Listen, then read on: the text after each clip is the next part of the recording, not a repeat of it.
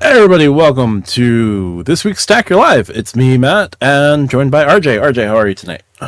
I am very well, Matt. I am very glad that you titled this episode. So I did my homework right before this episode because it relied on some homework to get done. So basically, what you did was you did the diorama on the bus.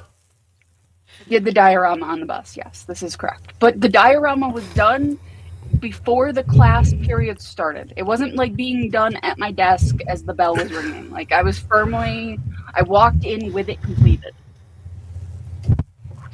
Better than cup of dirt. All right. So yeah, we do have the Stack Your Points survey to go over. We've got general Q&A. We'll let folks join in over the next couple minutes. We may or may not have Tariq tonight. Don't know. We'll see.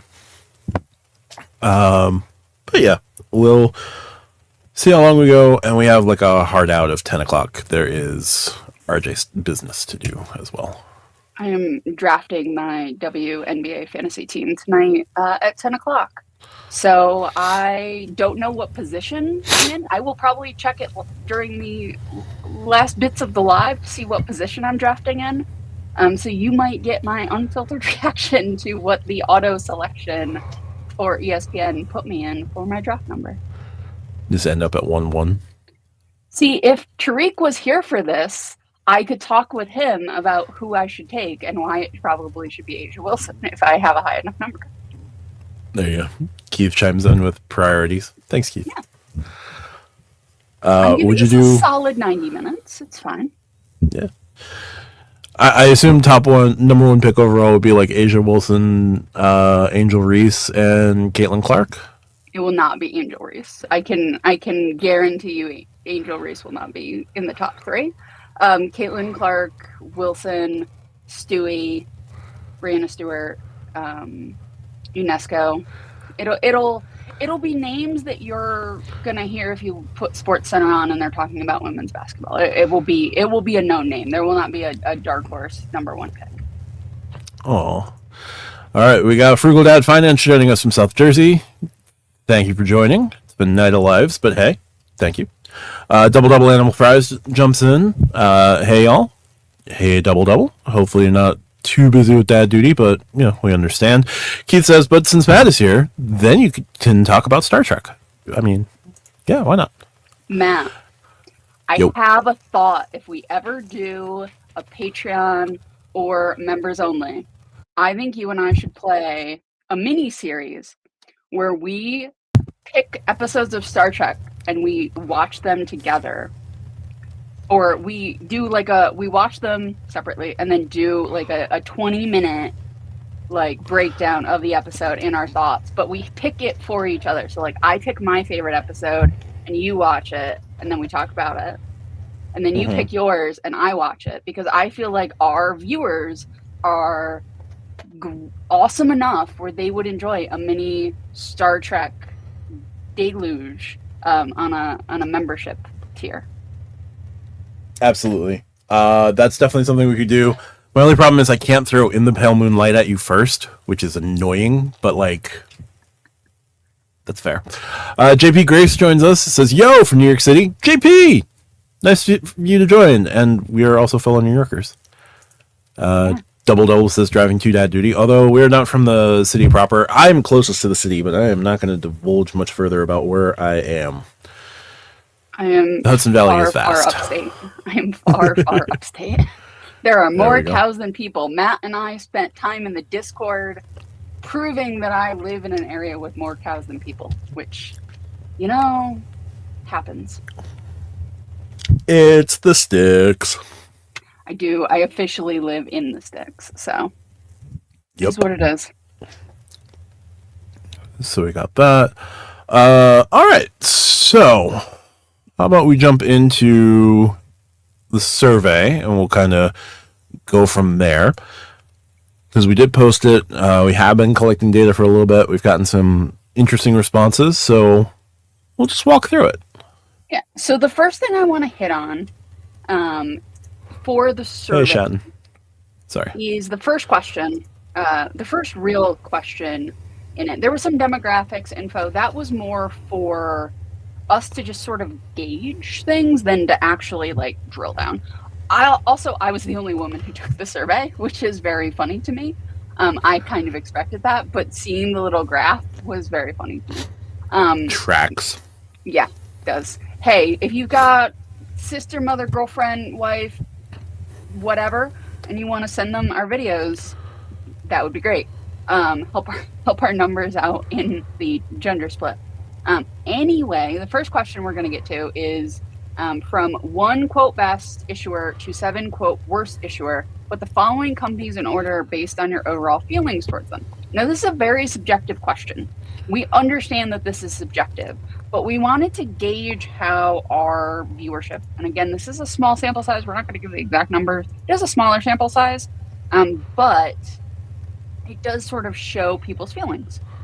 Now, in 7th place, Matt, you and I went over some of this, but if you had to guess based on American Express, Chase, Cap One, Citi, Wells Fargo, U.S. Bank, and Bank of America, because I always forget to put them in the B's.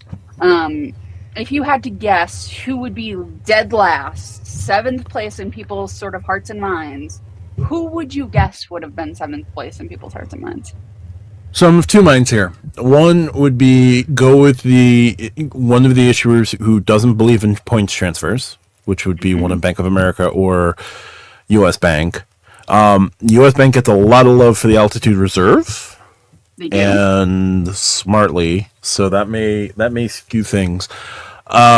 Based on that, I would go with Bank of America, but not necessarily because it's like a bad issuer, but for those of us in the points and miles space, they don't really do points and they don't let you transfer miles. So I'm going to go with U.S. Bank as number 7. It is not U.S. Bank at number 7. It is Bank of America. You know, I was lining that up to say Bank of America, and yeah. So Keith, I understand that you don't have love for the banks. I think what we talk about when we talk about people loving banks is like, I love Amex because of the card selection and the transfer partners and that. Like, my love is not deep. My love is fickle. If they got rid of Delta and Hilton, I would jump ship as soon as I could get things to line up, right? That's what we're talking about for love. We're not talking about like my affinity for the CEO or any other member of Amex's board. Banks are evil. Yeah. So yeah, Bank of America. Double. Yeah. Double is correct. Bank of America.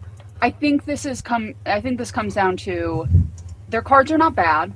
Their cards are greatly improved if you have hundreds of thousands of dollars in their ecosystem and you like cash back. If you like those two things, if you have one of those things and like the other, Bank of America is probably your best bet. But most people, at least according to the survey, do not either have that or care to go that route.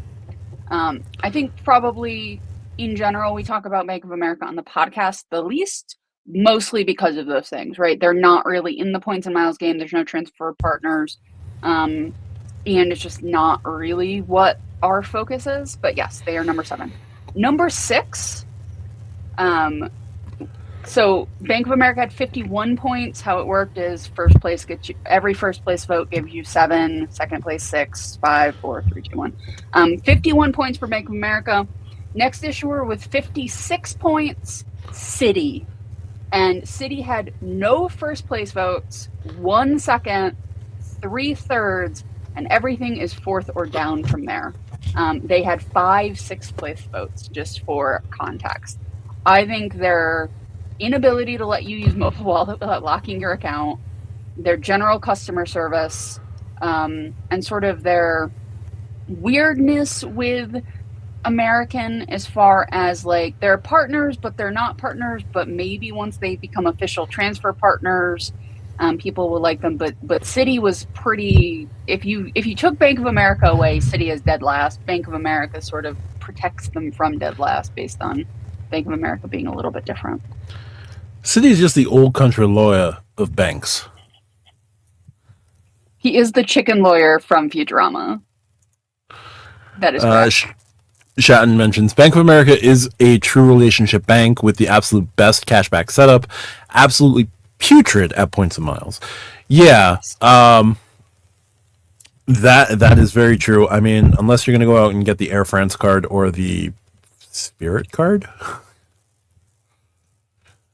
So to Keith's point, Bilt is included under Wells Fargo. Wells Fargo issues them. This was getting at issuers, not at sort of any micro brands or co-brands or whatever. So they are included in Wells Fargo. And when we talk about sort of overall cards and things like that, we will talk about Bilt under the Wells Fargo umbrella. Number 5, Matt. Yep. So we've had Bank of America and Citi in the after school detention, we'll say.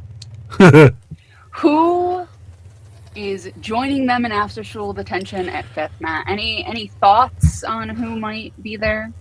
So this leaves us with U.S. Bank, Capital One, Wells, Amex, and Chase. So it's not going to be Amex or Chase, and it's probably not going to be Capital One. I'm going to go with back to a cashback setup and a setup that just doesn't understand who or what it is at any given time. I'm going to say U.S. Bank. It is, in fact, U.S. Bank. 65 points, so definitely a jump up from the 56 of Citi.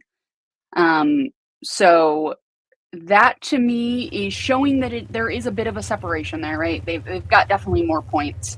And the number 4 spot has 66, so that could have gone really either way if somebody was in a different mood. But yeah, U.S. Bank, I think that sort of cutting the altitude reserve from their lineup, their fumble was Smartly. This was coming out as Smartly was rolling out and then being devalued, so I do think we'll get to some comments about that. Yep. But yeah, U.S. Bank. We'll talk more about U.S. Bank when we get to their section, because I think we have some things. Keith mentions that Bank of America has the Alaska cards. And before we dive too much further, M2K says, hey, I'll join you from my commute. What do y'all think of Alaskan cards? I think the Alaska personal and business cards are both very strong cards. I don't know when we're going to see the premium card from them. Not until after the Hawaiian merger is complete. Like, they put their point systems together. They merged the point systems. I don't think we're going to see the premium card until then. But the Alaskan cards, really strong. The $6,000 in spend to get companion fare, their famous companion fare, pretty decent, and it gets 3 times points on rent. So it's not a bad card. Cosign. I am on the wrong coast and in the wrong ecosystem to enjoy Alaska. But yes, I cosign everything Matt said. All right, Matt. Who is number 4? Who is on the outside of our top 3? We have Wells left, we have Chase, we have Cap One, and Amex. Who does not make the cut? Now, they had 66 points. U.S. Bank had 65. I will tell you number 3 has 77. So there is definitely a jump between 4th and 3rd. But who is in that number 4 spot?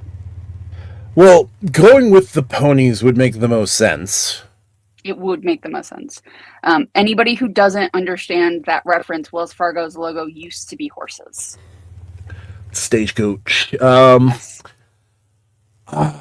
So I would say that makes sense just because the consensus top 3, the consensus top 3 is always Amex, Chase, Capital One. I will say that the ponies are 4th, but I wouldn't be surprised if I was wrong. You are, in fact, wrong. Number 4 is Capital One. Now, I think Capital One is 2 different companies, and I don't mean Discover. If you hold the Venture X, and maybe even the Venture card to some degree, because the points earning is the same between those 2 cards, right? Except for the portal stuff, but I don't particularly care about that for this bit. It is a different company than if you have a Quicksilver or a Saver or whatever else, right? Like, customer service is different, how people handle things is different, right? So Cap One has the bucketing system that people really don't like, but they're in 4th, 66 points. So Matt, my question now is, did Wells Fargo jump into the top 2, or are they sitting with 77 points in 3rd place? I will tell you, top two were very close and also both in the 90s, which might spoil So it a little bit. with that, there's no way on earth that a program that only has, what, 8 transfer partners right now, 7 transfer partners right now, can overtake Chase and American Express. So if Chase or American Express fell to third in our survey, that would be beyond hilarious. So I'm going to say it's Wells Fargo. It is, in fact, Wells Fargo. And a solid, like I said, from the points, a solid third, right? They're about 20 points, 15 to 20 points off of 1 and 2. But they're still 11 points above fourth. So they really did they had 5 number 2 votes and 5 number 4 votes, which really helped them in their points. It allows them to sort of sneak up. We talk about them being people's sort of second or third choice issuer because they pair well. They pair really well with Amex for some of their flight partners. So yeah, Wells Fargo. Now, we're going to skip second. Matt, with 96 points, who did our viewers say was their favorite issuer, the issuer of their hearts and minds, Matt? Was it Chase? Was it Amex? Who did they go? I will tell the listeners, number 1 had 96 points, number 2 had 92 points. So close, really not that big a difference. But it was tied for a long time, and then the last like 3 or 4 people did widen it a little bit. I'm going to assume that it would be American Express just because of the number of partners. Everybody loves everybody loves Amex business cards. From our audience, it's a very Amex heavy audience. There's some love for Chase, but like there's always the why doesn't Chase do this? So I'm going to go with American Express as number 1. And you would be correct, sir. American Express did in fact win. Now, I'm going to go to the politics nerd in you for a second because Chase actually had more number 1 votes. They had 7 to American Express's 5, but because it's weighted, Amex had 6 number 2 votes to Chase's 3, and then it sort of breaks down. Amex had no number 7. Chase had 2 number 7s. I did not put Chase at number 7 to throw it. I promise you guys, I did not do that. But yeah, so Amex number 1, Chase number 2, but Chase technically had more first place votes. I thought the politics nerd, the elections nerd in you would have a field day with that one. Goddamn ranked choice voting. All right, that's fair. For something like this, I feel like ranked choice is in fact the proper choice. No, it is. It's fine. Texas Dog joins us. This is Buzz Up. Just finished watching Luke's live. Yep, I was briefly in there for a little bit. Keith asks Matt, Keith says, Matt, I blame Built for Wells ending up not being in the top 2. No, I blame Wells for not having enough transfer partners for people to take full advantage of, for Wells not being in the top 2. Also, there may still be long-term damage to Wells' reputation. Again, they are. I will go with their -1 charisma, and they roll nat 1s all the time to fix their character sheet. I mean, to be fair, Wells Fargo had 4 votes for 5, 6, 7. They only had 4 in total in 5, 6, 7. So okay. They had substantially more in 1, 2, 3, 4 than 5, 6, 7. So people did not hold, I think, some of the things that you fear towards them. Which is good. I do like that. It is always going to be a constant worry. Voters being voters and Wells Fargo's prolonged reputation are always just going to be top of mind. Because have you met voters? Top of your mind. Yes, top of my mind. Because have you met voters? Yeah. Voters are terrifying people. Yes, Shatton says when the Amex path is closed, the best overall Alaska earning card will be the Hawaiian personal card. Until that is also closed. Because that will be closing at some point. Next time doing Electoral College, please God, no. RJ did not in fact rig this, Keith. I did not. I I didn't do the math until about 15 minutes before this live because I forgot. So it would have been really, like, I would have just had to lie. And Matt does have access to the document. He could go check my math if he really wanted to. Before we do our breakdowns of each bank, I did want to go over just a couple of my chuckling moments because I asked people, what cards do you hold? Yep. And we had some very interesting things of which cards people hold. For Bank of America, Customized Cash, Unlimited Cash, Premium Rewards Elite, and Alaska Airlines Visa Signature all had one.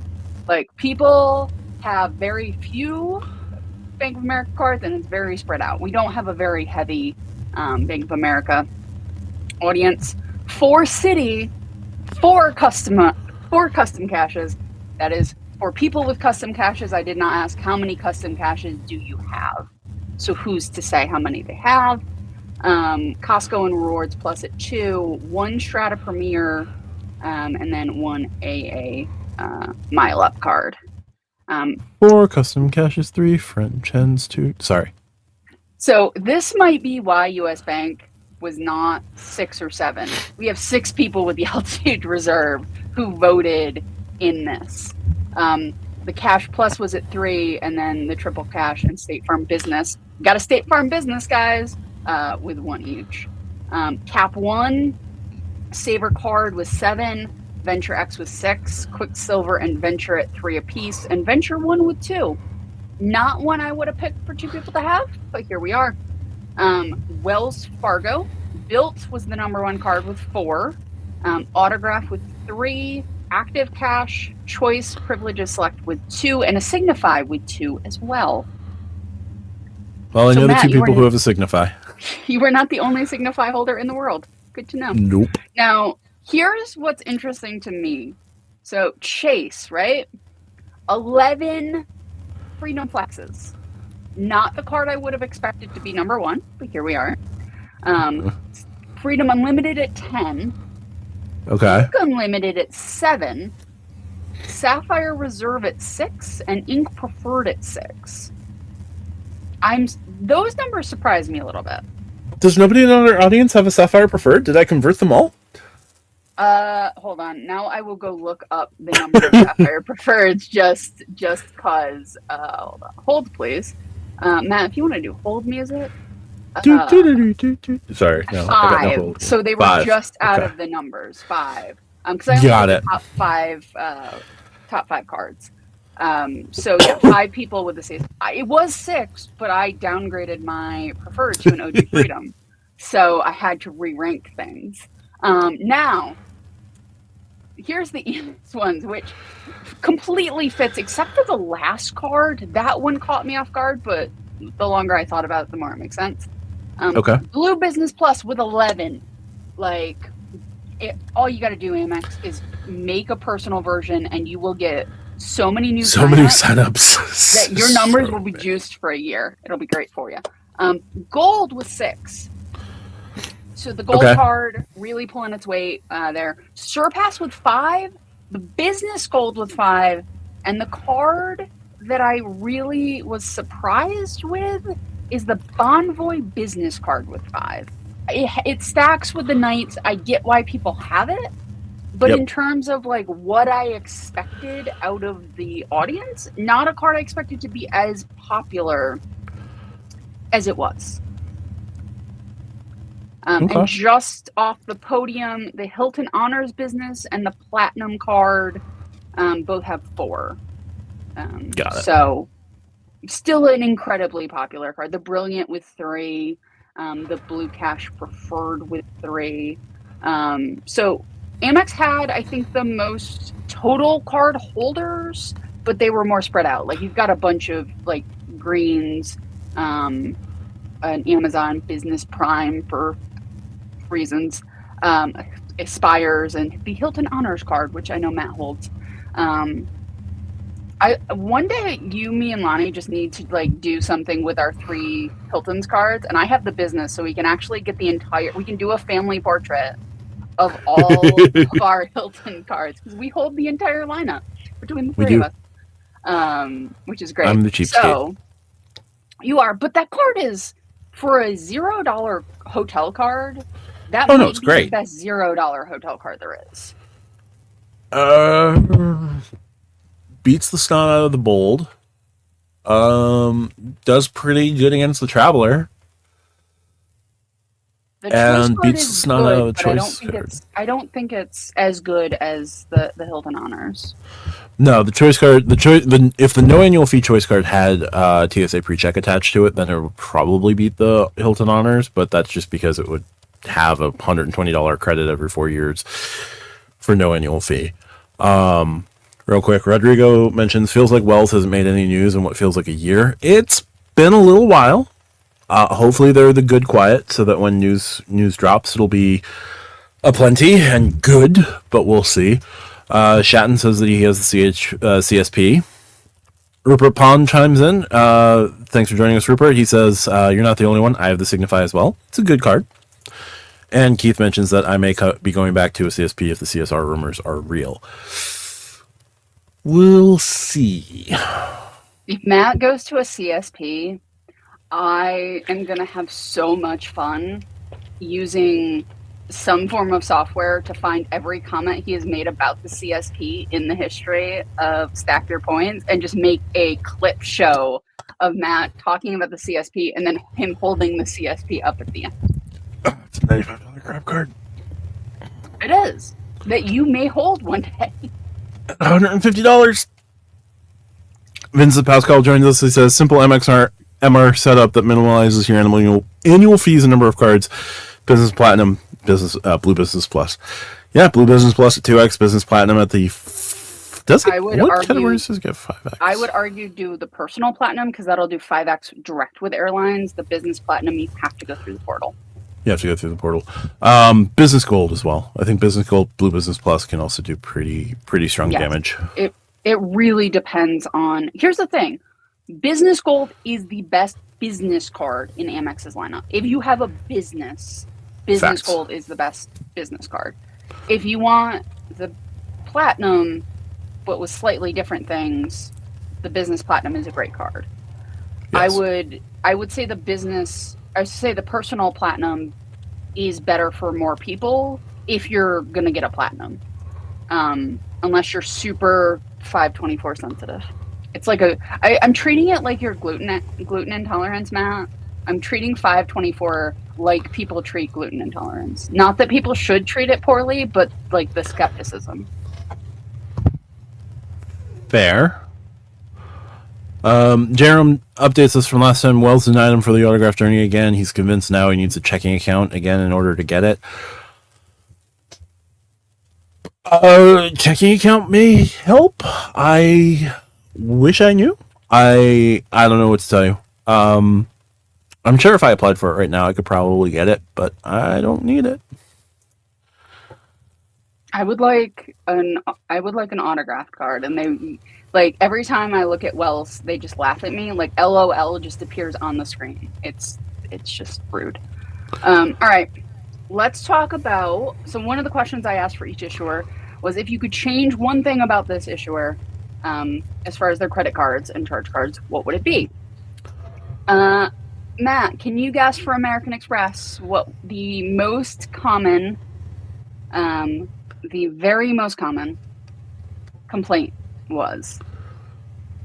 2x consumer card. No. It was brought up, not the most common. Not by a long shot. Oh, so that was just my comment. Let me go with... let me use membership reward dollars as membership reward points. Nope. Damn, that would have been me again. 3 letters. Pop-up jail? Pop-up jail. People wanted to know why people wanted more clarity on pop-up jail. They wanted pop-up jail to go away. Here's the thing with pop-up jail. I don't like it, right? Like, it's not something I enjoy. But what I will say is, at least it gives you the option, right? Like, if you really want, like, I will fully admit, I was in pop-up jail for the Surpass. I wanted the card. I got the card, right? If you want a card, and either, like, there are some that, like, I'm not hitting 8K in 3 months unless I have something major going on, right? Just not. Just with my life right now, not happening. Right. So, like, if I want the card, but I can't hit 8K in 3 months because maybe it's a business card, right? And I want a credit or I want something specific to it, like, I can still potentially get the card with Amex where Chase or another bank will just say no, right? So, like, it does give you some amount of choice. I'm not saying it's great. I'm not saying I like it. I'm saying it does at least give you choice. Maybe the appearance of choice, but it is choice. So yeah, so that one, every offer should be a no lifetime language offer, which amuses me, because Sort of Amex defeats the clearly point. does not want that. So I am not giving names with the comments except for this one. Craig, I know this was you. He was talking about the cap on groceries. Look, I get it, right? I get it, sir.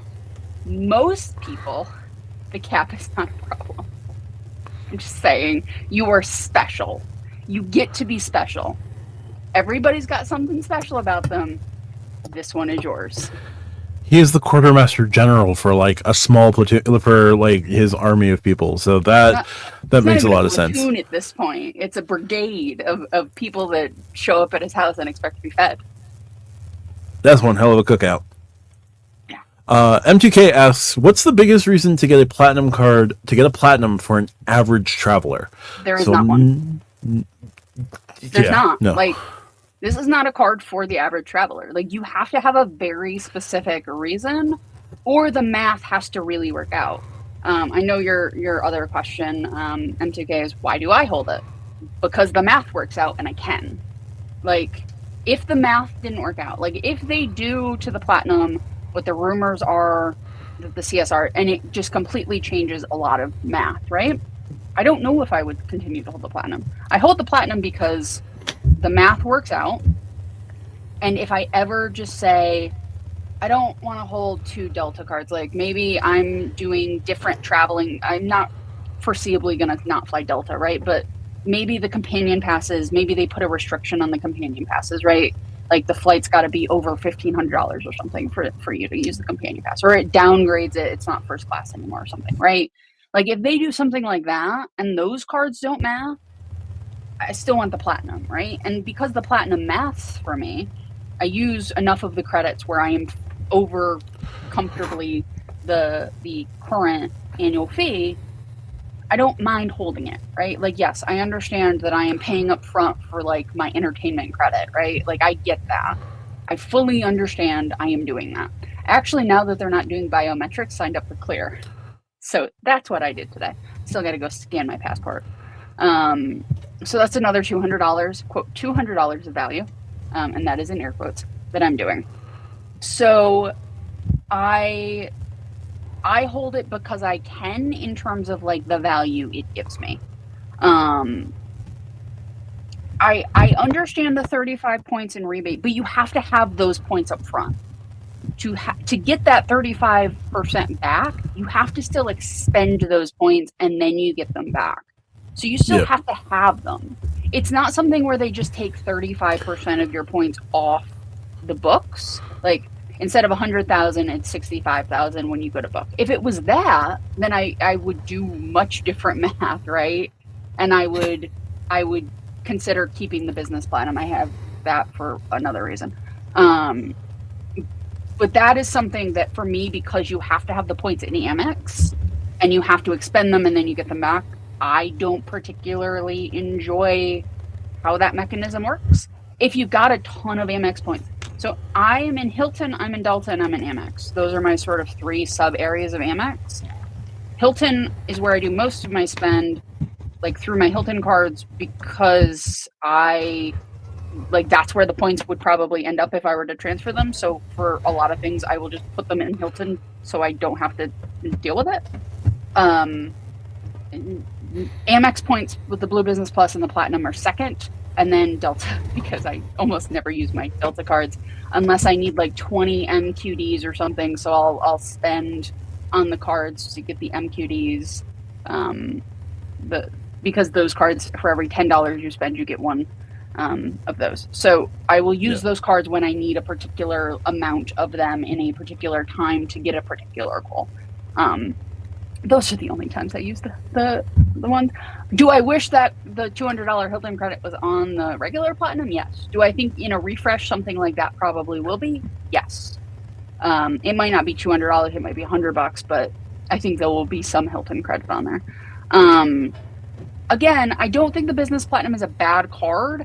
I do not think that for most people, because of the Indeed credit, because of the Adobe credit, because of the spread of credits on the Business Platinum versus the regular Platinum, I don't think for most people it's going to math out. And if you're talking about the average traveler, I'm almost sure like 90% of it will not math out for people because of those like 3 or 4 very business-oriented credits on the Business Platinum. Yep.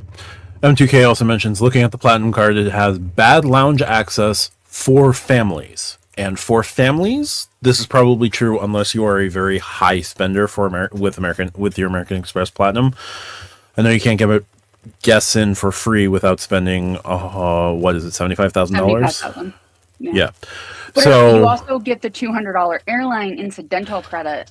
So like my airline incidental credit is set to Delta.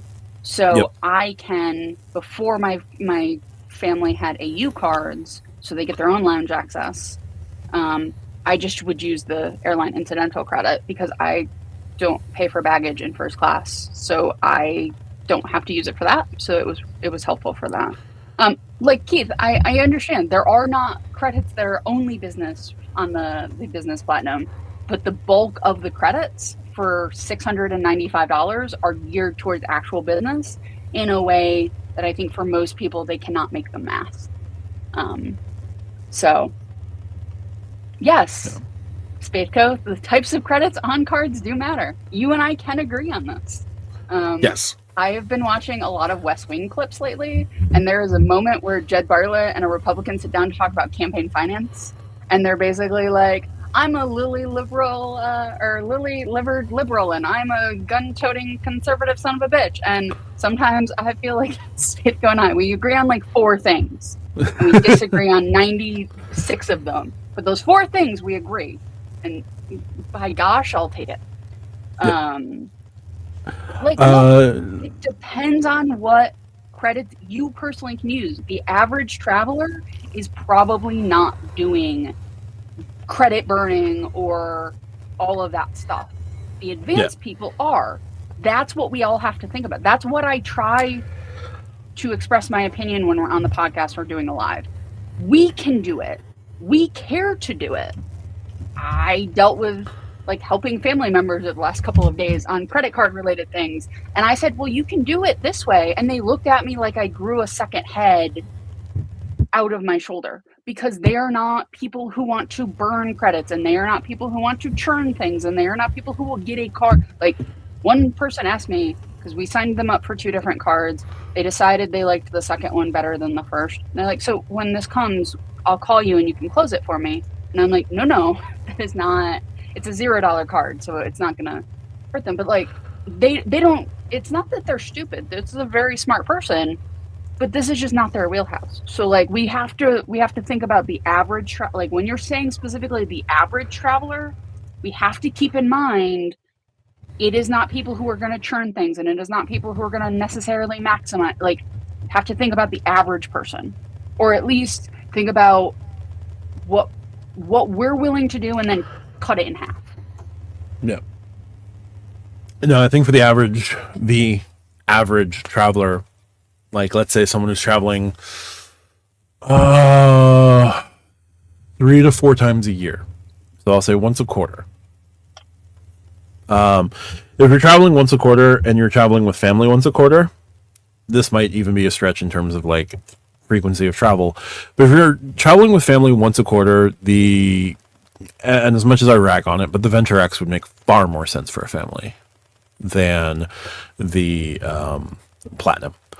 Because like the Venture X, you'll get 2 guests in for free with your Venture X, and if you need more than 2 guests, because you're a family of 4, the authorized user card is free for now. So Venture X makes far more sense for someone who's traveling infrequently. And the average traveler, it really isn't taking that many trips, right? If you're more of a monthly traveler, the platinum can work, but if you're traveling every month with your family, the platinum is still a little harder to justify. But again, Venture X right there for monthly travel.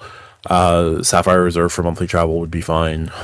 You still get 2 guests for most locations with no problem. So yeah, like if I wanted to make the business platinum work, could I? Yeah. If I handed the business platinum to 90% of people that I know in my actual real life when I am not standing in front of this camera, would they want to, right? Because like we can say, well, if a family does it this way and does this, and this, they can make it work. Cool. Do they want to? Because if you have a kid in soccer practice and you've got another one who's going to like football practice and you've got a third one who's like doing painting after school and you've got PTA and you've got all this stuff, like, are they going to want to? So it really, I think if we're talking about most people, quote, normal people, normies, we have to keep stuff like that in mind because what we're willing to do is not what the general public is willing to do, which is why we get, in a lot of cases, more value. So I think when you're asking me a question about the average traveler, I'm going to talk about the average. I'm going to at least talk about the people I know who are, quote, the average traveler, right? I'm not going to say, well, if they churn this and do this, they can make it work. Yeah, but that they're not going to. It's not because they don't like necessarily care. It's because they're not going to. And that is a perfectly valid response. For thoughts on American Express, this is my favorite thought. I did not write it. My favorite thought. I just need to try more cards repeatedly to determine if I like them or not. I feel like that is the Amex ethos. So I'm just going to keep trying them. I'm just going to keep getting the subs, going to keep trying Amex, see if I actually like them. And yes, FOMO, I fully support this.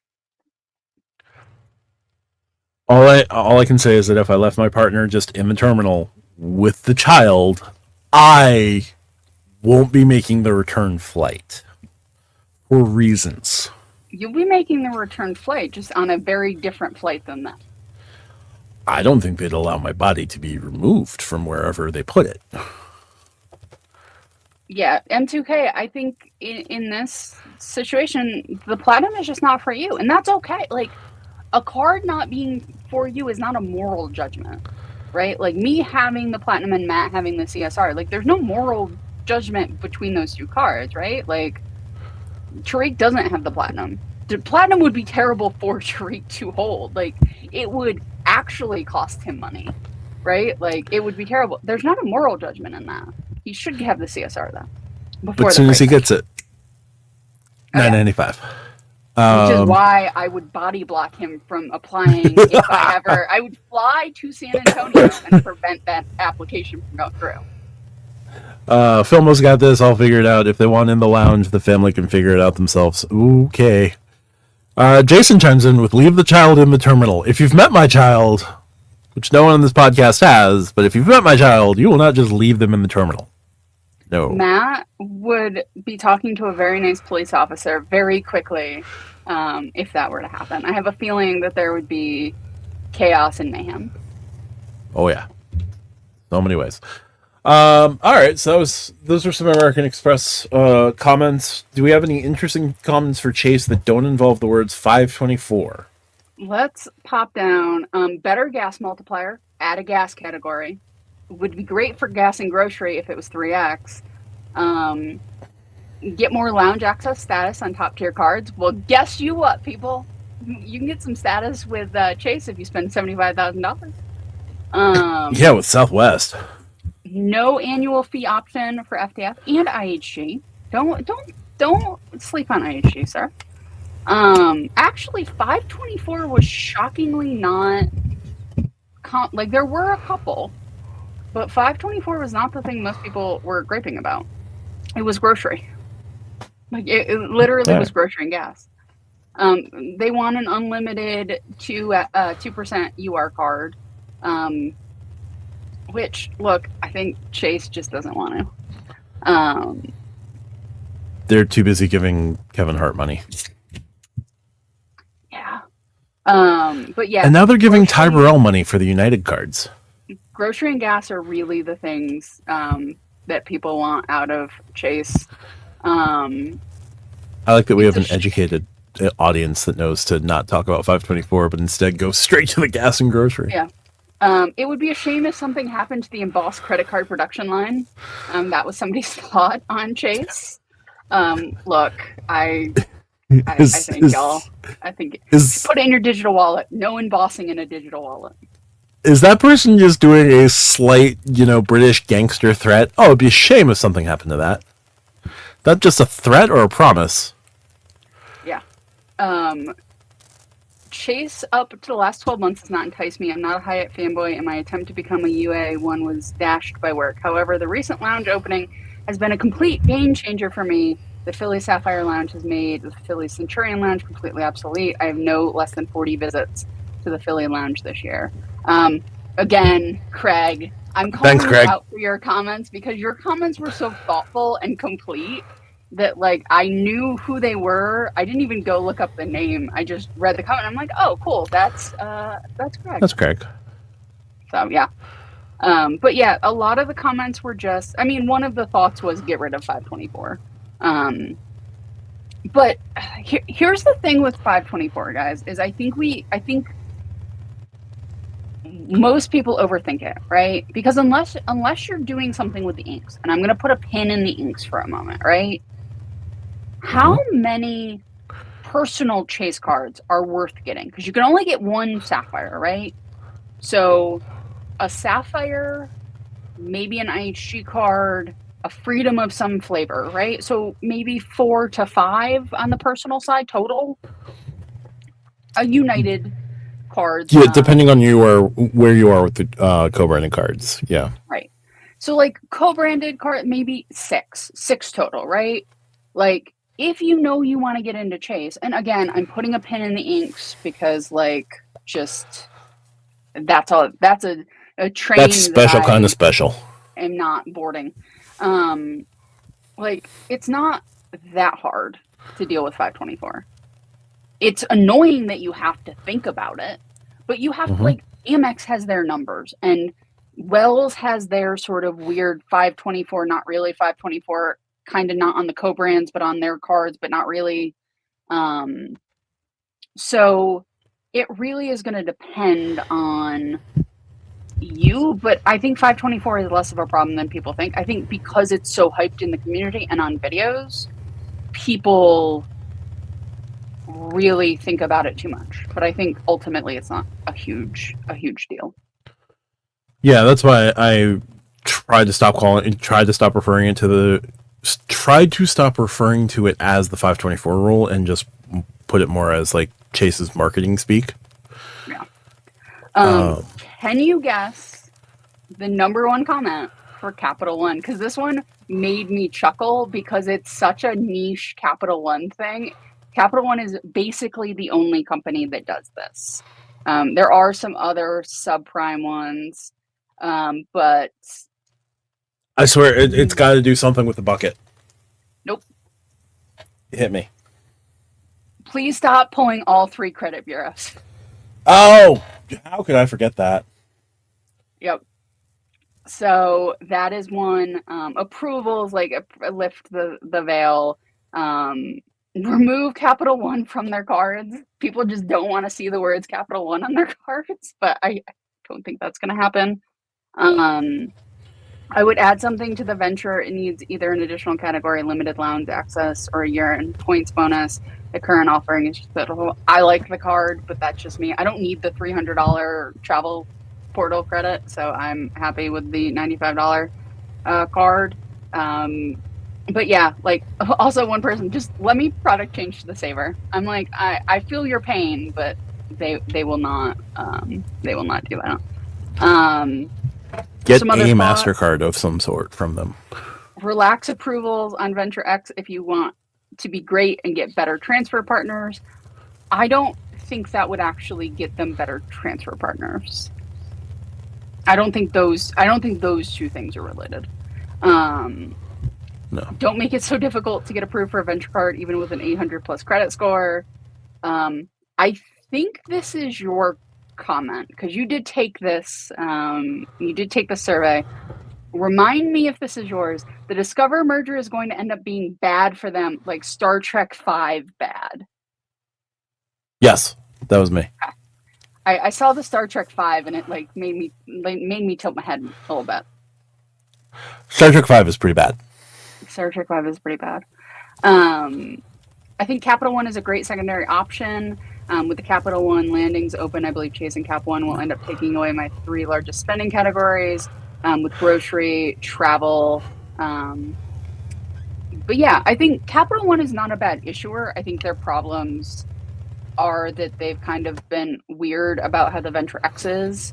And you know, their merger with Discover, we'll see what happens. Like that could literally change credit cards, or it could end up being nothing. Like I doubt there'll be an in between. Yeah. I agree with Keith. Their offers are great. Like if you use Travel Eraser, so you just do the offers to get the miles, it can be truly great. Yeah. I like how Shatton says we were relying on you guys to prevent Tariq from getting any cards we like. I cannot make any guarantee. We try. That's all I can say is we try. Keith mentions that he doesn't like Amex consumer cards. The annual fees are too high. He can do much better with their business cards. He only has one consumer card. Your spend, Keith, is just in a category that I completely understand from your perspective why the business cards make sense. I do not disagree for you, sir, at all. I do not have $20,000 in 15 minutes to spend typically on a business platinum, right? Like, you are an actual business person. You don't have a business, you have a business. And I think that is when Amex is going to change for some people. This is a business. My channel is a business. Business. Keith, you run a business. Yes. Shatton says, businessman. Yeah. He has blue cash every day only because it's his oldest cards. Business cards are where it's at. M2K says he needs 440,000 Hilton points for future travel. He does not have the sirens for Amex business cards. If only he could charge my mortgage to if only he could charge his mortgage to Amex. Melio still exists. Hilton business is like at 150 right now. It's 8K in 3 months or 8K in 6 months. And 5x everything on 100,000. 5x everything. So that would be an option. I mean, even it's what 80,000 for the no annual fee Hilton, something like that. 70 or 80, yeah. So, I mean, Hilton cards, if you can put the spend through them and get approved for them, do really, really good for you. Billy Lounge is instant Craig. And if they got rid of 524, their subs would be subpar. Yep. Folks going through their 524 mentions. Honestly, people against 524 want subs, not keeper cards. Absolutely true. Jason going through his list of chase cards. I'll go after all of them if they would give them to me. The Avios cards, I think he means. Oh, all 3 Avios cards. Yep. Keith's never canceled a chase card. Most of them are easy to keep. Product changes? I think this was in relation to our Capital One discussions. Give me a Venture X.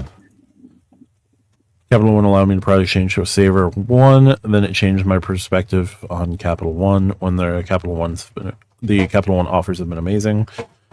And Vincent mentions Venture X and Ritz are the way to go if you want to keep coupons and credits to a minimum. Until the Ritz card gets blitzed. Yeah, the Ritz card, I don't recommend. I don't recommend it, and I don't mean like I don't like it, but I would not recommend it to somebody unless it's very specific. Because you can't straight up get that card. You have to go through this complicated process. So yeah, that is just the thing. Here's the thing with buying points is you have to have the money to buy those points up front. Like this is like when we talk about buying points, if you've got $500 sitting around or if you've got X money sitting around, absolutely go buy points if you want to go buy points. But the problem with buying points is you have to pay for points. Now, it might be substantially less to pay for the points than what it would be to book, but you still have to expend money. And if you're on a tight budget, that might not be, that advice just may not work.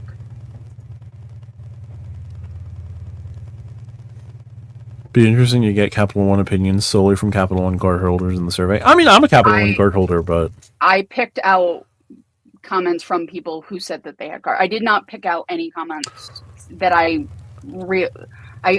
prioritize people who had the cards for each of the comments. Let me say it that way. Jason mentions get a Marriott card, wait a year. Yeah, I mean you can, but you have to get the boundless. You have to choose whether or not you want to get the welcome offer for the boundless, which is a choice for some Marriott strategies, because you can choose not to get the boundless welcome offer and apply for the brilliant at the same time, get the brilliance welcome offer, sidestep the boundless welcome offer, and then get the Ritz card a year later. So yeah, it's an easy process, but you still have to wait a year. Like I'm not saying it's like many steps, right? Just because it's 2 or 3 steps doesn't mean that I'm saying that, but it is steps. It's not me go to website, apply for card. And anytime something is not me go to website, apply for card, I am much more hesitant to suggest it for most people. Now, if I'm talking to you or I'm talking to Spaceco or I'm talking to some other people, Lonnie and I are having a conversation on it, or Matt and I are, and then I might bring it up, right? Because they would understand the benefits and the risks of doing the move. If I'm talking to my cousin and they're like, I've heard about this Ritz card thing, I'm going to be like, no. Gently, softly, no. So Matt, another comment for City. Would you like to guess what another top comment is, or other top comment is for City? Something to do with fraud and their terrible customer service. Remove the restriction for only applying for 1 custom cash. Get out of here. I don't know who you are, but to the corner. Join Tariq in the corner. Straight to the corner. I don't think this was you, Matt, but this comment really did make my day. Do we know can we know everyone at City didn't quit and the office isn't now just staffed by a meth-addled squirrel? Okay. I don't remember if that was you, but I truly do enjoy that comment. And yes, Keith, City made my grandmother cry, so I will never have one of their credit cards. Like, literally, I would, no. Meth-addled squirrel sounds like something I would say. Hey, kid. Welcome. We've talked about you a lot tonight. Craig's ears were burning. They were. Hold on. I gotta look up to see if this was, in fact, Matt for the meth-addled squirrel comment. Hold, please. It's too good. It is. Double. Anyone think Chase will mess with the Ritz if the CSR rumors are true? Yes, me. Yeah. There's no reason for them not to go to $6.95 with the Ritz card if they're going to go to $7.95 with the Sapphire Reserve, and they've already gone to $6.95 with the United Club card. Like, the United Club card, the Sapphire Reserve, and the Ritz card were all in the same sort of ballpark pre-refreshes. Yeah, if the CSR is going to $7.95 and being as couponed as it is, bet your bottom dollar the Ritz card is going to go jump to $6.95 and still only have gold status. It was not you, because you said no to having cards and then didn't put anything else for City. So it was not the meth-addled squirrels was not Matt. Okay, but whoever said that, bravo. Would they then? They would bring it. I don't know, based on their contract based on the negotiations that occurred to bring the Brilliant into life.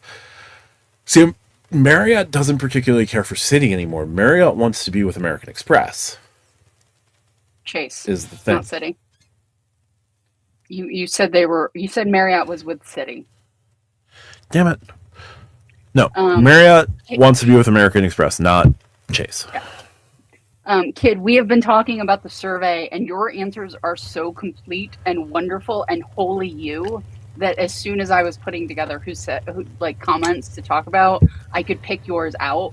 And I said I would not tell anybody else's comments, but I have been saying which ones are yours because they truly are great. And you have been a guest on our podcast, so you have said things publicly. Craig is Philly Sapphire Lounge Beetlejuice. You say it 3 times and he appears.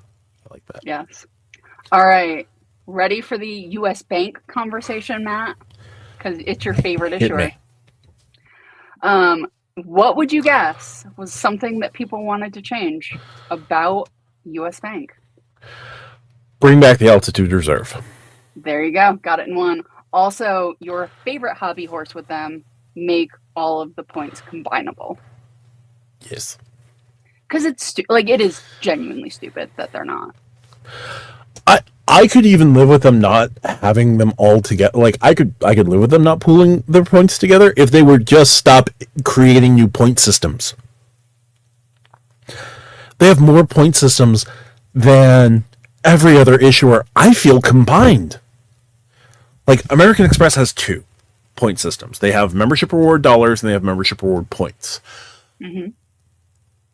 Chase has for their core cards.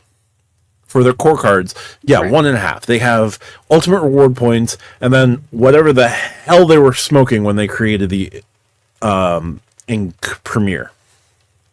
Yeah, Wells Fargo has cashback, and Wells Fargo has autograph points or go far points or whatever they're calling them. Right? There's 2 different sets, but the cashback can pool into the autograph points with no problem.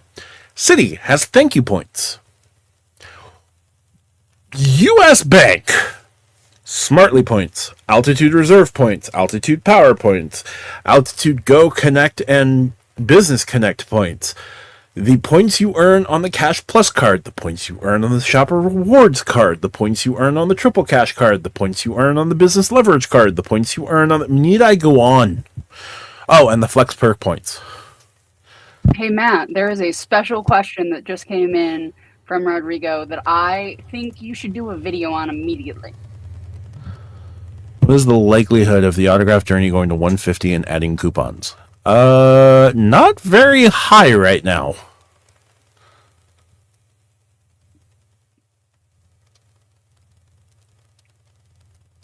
Okay. Who the Legacy Platinum is a fictional thing that never happened. I don't know what you're talking about.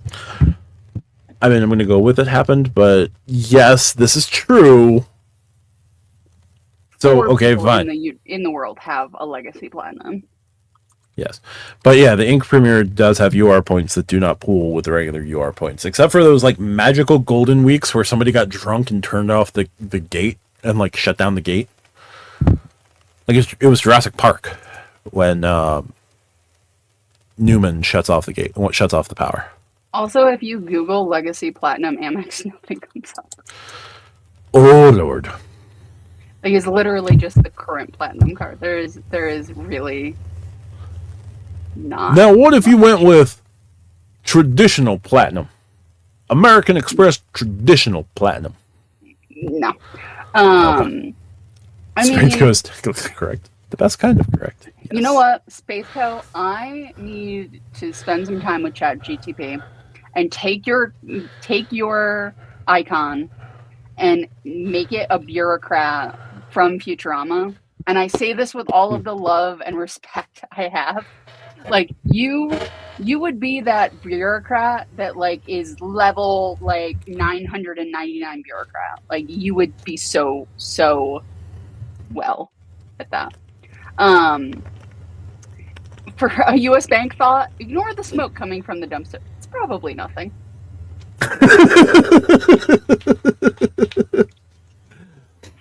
Keep the altitude reserve, but make it more interesting. It's already interesting. Is mobile wallet not good enough for you, person? I mean, it's Sir because demographics, but still. Are you not entertained? Yeah. All right, Matt, let's talk about your baby. Let's talk about Wells Fargo. Those poor ponies. Talk about the ponies. This is the one thing we can change question. They want Aeroplan and Marriott. They want to bring Aeroplan and Marriott to Wells Fargo. I'm with you on Aeroplan. Why Marriott? Drop the 6-month rule on apps. Another one. Fair. Need groceries. Debatable, but sure. Domestic airline transfer partner. I mean, like, but who? Like, Delta and United are spoken for, and AA doesn't really want to. They might with Citi, but they don't really want to.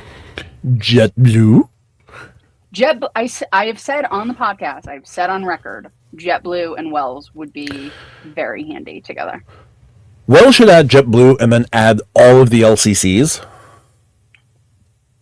So it looks like they have like 300 transfer partners. Yeah, but it's just like, really, Frontier? Why would I want to transfer my points out to Frontier? You might get value. Who knows? Let's see. Also, Spathco, I've been to the Twin Cities. They're not a hick area. Now, Austin, Minnesota. JetBlue for Matt. JetBlue at 17-4. God damn it, Jason. I can't toast that. I'm pretty sure Wells Fargo shares an IT talent pool with Bank of America and U.S. Bank. Ouch. That's mean. I feel like that was a Spathco answer. Double. I appreciate this comment. I do appreciate it. Oh, right. God. They're on the rise. They started pretty low, so can't get any worse. That feels like a correct JetBlue opinion. Jerome's been averaging about 3 cents per point the last few times redeeming Frontier miles. Interesting. And they're bringing in a first class, so... Yeah, Wells is one of those issuers that, you know... let's see, I'm just looking for anything else. Hyatt would be dope in Break Chase. Yes. If Hyatt went to Wells Fargo, I don't know if Lonnie and I would say anything on the podcast following that. I think it would just be Matt and Tariq the entire podcast. So, Tariq, let me tell you about their cards. It would be like, so RJ, what do you think about this? I yield my time to Tariq. There you go. The trade-off is you are flying Frontier. That is unfortunately the trade-off. Yeah. No, but I really enjoyed, again, this was a small sample size, but I really enjoyed being able to see if the things that we think our audience is into are in fact the things that our audience is into. I'm potentially going to try to do this every year, just to see if we can A, do it, but B, just to see how things change, right? Like the ability to, track, wow, Cap 1 is up to 2 or Cap 1 is down to 7. So that I think is helpful. Anything really surprised you, Matt? Bank of America at 7 is sort of surprising. Citi at 6 doesn't really surprise. So, here's the thing. Our community isn't like the let's go get as many custom caches as we can community. Correct. Right? If our community was more geared toward collecting as many custom caches as there are Pokemon, then, Citi would have been a much higher. So I don't think that's necessarily all that crazy. B of A is not super hot in your community. No, not at the moment. But, here's what I will say about B of A. B of A will consistently do its thing. They're not going to make sudden shifts. Right. They have cornered their market. And they're really good at cornering their market. I like B of A, so I'm slightly offended. Sorry. The people have spoken. This wasn't us. Here's the thing. I don't think anybody, even the people who left comments, for Bank of America, they're not a bad bank, but they are very much in their niche and have zero interest playing anywhere else. And to do that, that is something that you have to take into account.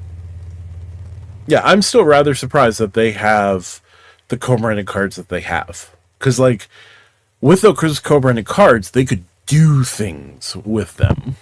Yeah. B of A has that reward currency that you can annoyingly use everywhere. Yes. Son of a bitch. I am 6th in my draft out of 10. I am getting nobody.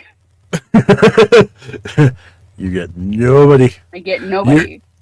And you're screwed on this. How many teams in your draft? 10. Oh, and you get screwed on the snake. Yep.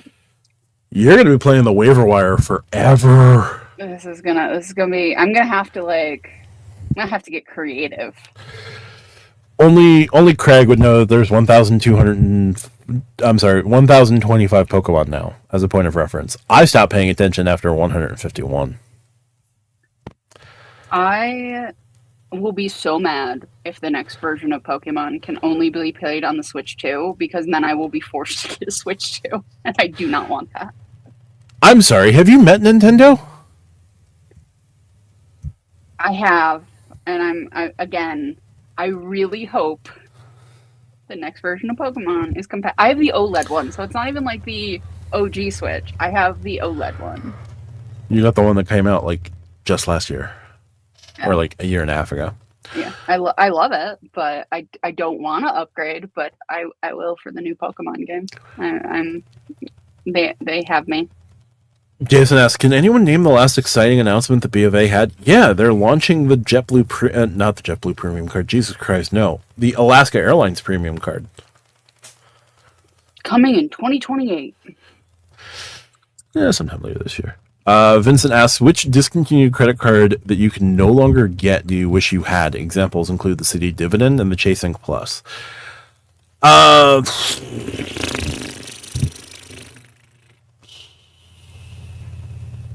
I don't think there is one that's discontinued that I like. I like the cards I have. I mean, for me, maybe the Altitude Reserve, maybe, but like the Ink Plus. Here's the thing: the Ink Plus had a $95 annual fee, and was largely replaced with the Ink Cash that did like just enough. I don't know if the Ink Plus had access to transfer partners, so if it did, that would be one thing. But no, I can't think of anything. Spathco mentions the Merrill Plus card fully discontinued. Sounded like it would have been awesome. Is that's not like the crazy $900 one? I can tell you a card that is not available in the US that if I could get that Canadian Cobalt Amex card, I would do dances in the streets. I would be so happy. Yes. Craig is kind of sad that I'm not a Johto fan. I'm assuming that's a relatively new Pokemon. I'm sorry. I got to play Red, Blue, and Yellow, and I wasn't allowed to have a Game Boy until I bought one for myself off of a friend in 5th grade. Oh, you had to wait till 5th grade, Matt? 5th whole grade? Well, no, it was more I had to buy the thing off of a friend and not tell my parents for the longest time. Yeah, well. Craig's also noted that he won't buy a Switch 2 because you won't own any of the games, even if you physically buy them. Yeah, the Nintendo terms of service apparently on the Switch 2 are really onerous. Yeah, they're not great. Keith never knew how many Pokemon there were. #old. Switch 2 battery life is its biggest weakness. I think its biggest weakness is the fact that their terms of service are garbage. Yeah, unfortunately, Jason, like that is becoming like crap like that is going to become more common. Unfortunately, like this is why you people need to buy more frameworks. no. Yes. Jason mentioned that the Alaska card isn't really good. That's the beauty of framework. You can put any operating system you want as long as it's not Mac OS. You mean the operating system that I have 2 independent computers running right now in front of me while I'm doing this? Yeah, no, thank you. I'm sure you could Hackintosh it. Ooh. Matt, You know my view on a credit that I have to go to a Staples once a month to use. Do you think I'm going to Hackintosh a computer when I can just buy a Mac? Whatever. Now I'm just thinking of my next weekend project. There you go. Darren mentions the City Prestige. Sure. Double Double mentions it's got to be the U.S. Bank Altitude Reserve. Keith says someone will say the U.S. Bank Smartly card in a few months for the discontinued cards. Ooh. Yes. So Matt, I just got an email from Delta, and it does You're have the thing that Spathco put in our Discord. Shout out to our Discord. With the Join it. options for this one's specifically talking about basic, but you have sort of the more limited, you have the flexibility, and then you have sort of the maximum flexibility. To me, this feels like they're just sort of clarifying things and making it more like they're not just putting refundable versus non-refundable. They're actually spelling out what you're getting. I looked at a flight I will be taking in October. I did a couple of test flights of just like putting them places because it's happening October 1st. So I wanted to make sure I was after that point. To me, at least the ones I looked at, and like I'm only checking my own airport, right? Like I'm not gonna, because I don't have a base of reference for other airports, so I wanted to check mine. Just the prices didn't seem that different, and it just sort of felt more clarifying. Like I feel like for me, I'm up in first, so there's only so much difference. But to me, I actually kind of like the new UI on how it looks and how it explains things. I don't know if you had any thoughts. I haven't gotten a chance to look too deeply into it, to be honest. Like I saw Traveling on Everyday Spend, which shout out to Damien, mentioned it in his live at 6 o'clock. I didn't get a chance to dive too deeply into it. I know that the extra option will give you more MQDs, more points, more kind of just like more is more from them. But I don't know. I don't know if it's something I'll be looking too deeply into.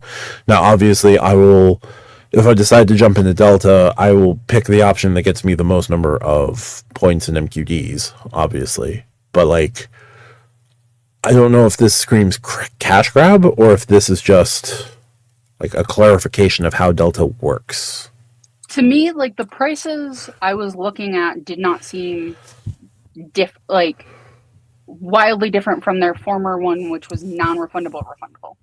Like it did not seem the gap between those and the new terms did not seem different. Now again, I am looking specifically, I looked at other classes, but I'm looking primarily at first class because that's what I fly. And I'm looking coming out of a regional airport because that is where I fly from. So first class classic and first class extra. What is it? Extra out of your regional airport is not a significant difference cash wise. Correct. Like it okay. It actually in some cases was a little less than what the difference between the non-refundable and refundable used to be. Okay, and we're talking like less than $50 between them. Like between the old pricing and the new pricing, yes. Between the two different options, it's a couple hundred, but it was a couple hundred before. Like it was usually around 300 to have the refundable option versus the non-refundable. Like they are different tiers, but it's not now $300 more than the former gap between those two. All right, Dodo's got to sign off for the night. All right, gotta go be a dad. Y'all are great. Let's get to 500. Yes, if you like what we do, hit like and hit the like button on our lives, hit the like button on our videos, but definitely subscribe to the channel as well. We are at 355 last I saw, so quickly approaching 500. Love to get to 500 as soon as we can. But yeah, and see y'all on the Discord. Join us there. One major thing, award travel is not available for extra experience. So you can only book the classic with awards travel. Extra is not included. Now, I don't know if you book classic, if you can then pay. You used to be able to pay to upgrade after the fact. I don't know. Actually, let me see if I can do something with that. Hold, please. We'll do a live We do a live dummy booking. We'll do a live dummy booking. And I'm not looking at the chat, so Spaco, if you're saying things, 'cause I know you're also typically a Delta traveler, I cannot see you. Or anybody else. There we go. All right. Let me do it this way. Bear with me. This is all live, guys. This is the service that we will give you live. These services and many more here on the Stack Your Points Discord. Or the Stack Your Points Live. Stack Your Life. Stack Your Life. All right, so it's letting me do the basic with miles, which is what it was supposed to do. Go to the payment screen. I would show you guys this, but it has my details, and I don't want to do that. Don't dox yourself. Yeah, no. I'm not seeing... So it's not giving me like an upgrade option here, but I don't know... Because you used to be able to go in after the fact, and it would let you upgrade in the app after you bought your ticket. I don't know if it would at that point, and I am not the person that's going to make the booking to cancel it to deal with that. All right. Well, we will, I'm sure, follow up. I'm sure there's somebody who's going to make a points booking in Classic, and then let us know whether or not there is a option to pay for an upgrade. Now, if you cancel, you would get your points back, correct? Yes. So Classic, you get there's Basic, which is basically the real Basic. Classic, which is the one that was the old non-refundable, but you got an e-credit or miles back if you paid with miles. And then there's Extra, which is giving you more miles and all of that. Okay. But it seems like with Extra, you're getting 7 miles per dollar, and that's not dependent on your status. So my guess is with status, you get whatever that difference is added to that. But I have not confirmed that anywhere. I'm just guessing because it wouldn't make sense for you to be able to book the same number of miles per dollar as status would give you. I would imagine your status would be tacked on. Yeah, so if it's Basic Extra gives you 7 miles per dollar, but your Silver or Gold, it would be 9 or 11. That is my guess. Because Okay. Silver gives you 7 miles per dollar, but Extra also gives you 7 miles per dollar. So my guess is you would bump that up, but they don't have it updated. But again, this isn't in effect until October, so they may update it, or we'll see. But yeah, it'll be interesting. And it does spell out like what you get for those different levels in the app, which before it really didn't. It was basically talking about refundable or not. So it will be interesting as I sort of go forward, because I used to just pick the non-refundable most of the time. Because most of the time, if I'm booking a flight, like unless something really crazy happens, I'm taking the flight. Right. So I may book Extra from now on. I may not. We'll see. It would give you that peace of mind. And then we also had Hilton with some devaluations on properties, but it seems to be like really high-end properties, so I know you don't particularly care, but... I agree that sometimes they will start at the high-end properties, lift those up, and then they have an excuse to lift everything else up. I do understand that. Yeah. As of right now, my pearls are not clutching. We'll see. I think it's a lot easier to raise prices in places where it does not affect many people. Like, most people are not going to the Maldives on points. Like, right. if you got Maldives money, a lot of people are, like, there are some people who are doing it on points. I fully understand that. But there's a lot of people who are doing it on cash or credit. Yeah, I mean, those going up to like 100,000, 190,000 points a night, like, you're going to be doing a 1,000,000 point redemption for that anyway. And it may just be like one of the things that we don't talk about a ton is like sometimes companies do this because they want to cut the number of people actually taking the redemption while not actually changing the number of points they're going to get. So like if they are having issues with Maldives or having other issues with different properties, they might just up the points so not as many people will book, and the people who do are going to pay the same. Like overall, the number is not going to go down for them. Yeah. So, but yeah, this was a fun one. I'm glad we finally went through the survey. It was a lot of fun putting it together and taking a look at what people thought. And we're more in line on the podcast than I thought, which is always a good feeling. Yeah. People like us. People think like us, apparently. You know, Amex, Chase, Wells Fargo, and Capital One. That's the bread and butter of our podcast, and that's the bread and butter of our listenership. I mean, more people thinking like me is just terrifying to me. That is slightly concerning. Oh, thanks. I mean, I am also concerned if people are thinking like me, so, you know.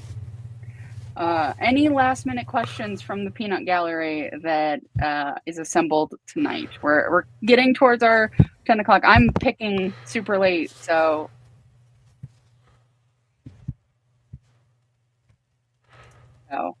Matt, there's a Wells Fargo question. Rodrigo, does Wells Fargo have a 524 rule? I want the Choice MasterCard, but definitely over 524.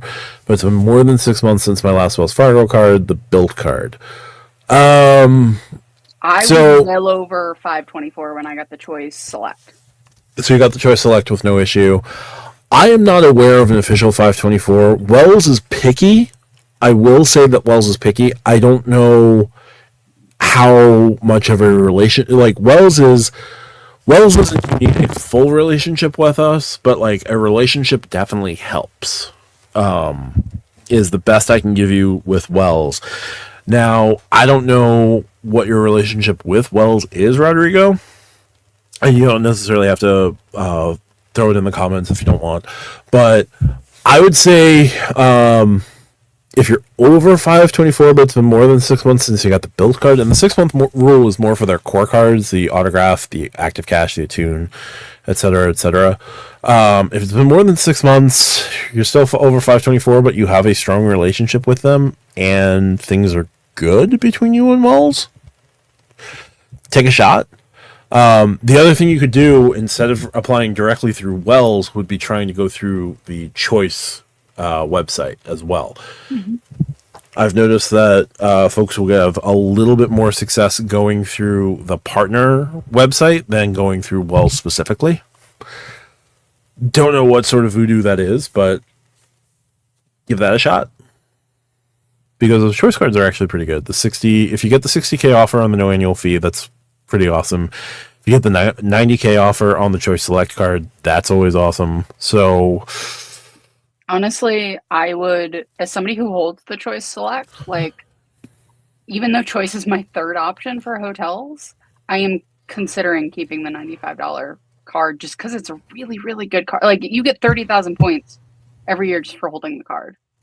Like, yep. That can be several hotel stays because Choices tend to be lower on points. You get TSA pre-check. Like, it's a really good card.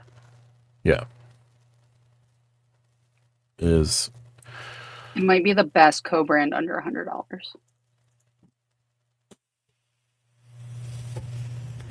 IHG Premier is really strong.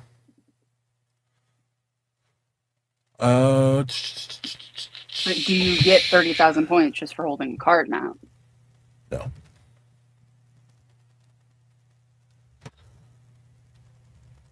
No, you do not. You used to have, when you had unlimited companion pass, a companion fare on the Alaska card, the grandfathered Alaska card, that was really compelling at $99. But now you have to spend $6,000 a year on the card to get that. No, your assertion may be correct. I'm not trying to like poke holes at it because of reasons. I was just like, is it? We might need to do a draft for like the best card at each price point. That might be a fun Thursday night. We did the overall draft for wallets, but like I think we need to do some like first, second, third in each price point. Like do one straight bank card, one co-brand, one cashback.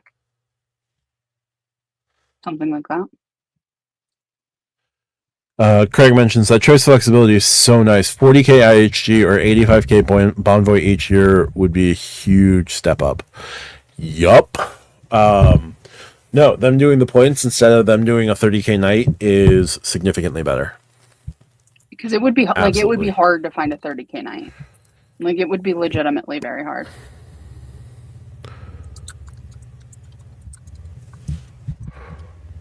No, you're not going to draft a credit card ladder. No, we're gonna chop the ladder for kindling. Like credit card ladders like make me crazy because they don't make any sense. Like unless you're talking specifically about like Amex and like get this card to get this card to hit welcome offers because you just want a ton of Amex points. Like it does not make sense. Nope.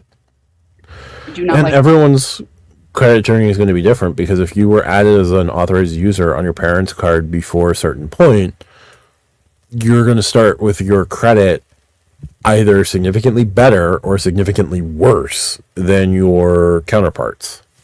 Mm-hmm. So that can play into things. Credit card scaffold for Amex, yes, with the family language, but I'd still burn it for kindling. I feel like Amex's family language gets a lot of crap, but I also feel like it's hard. Amex has a lot of families of cards, right? Like, yeah, where other companies just don't have the built out infrastructure of families like that. Oh, hey, look, our co-host is here. Hey, Lonnie. It's Lonnie. Credit card cherry picker. Credit card. I like that one. Used machine. But yeah, no, I'm always interested in people. Yes, don't forget to hit the like button.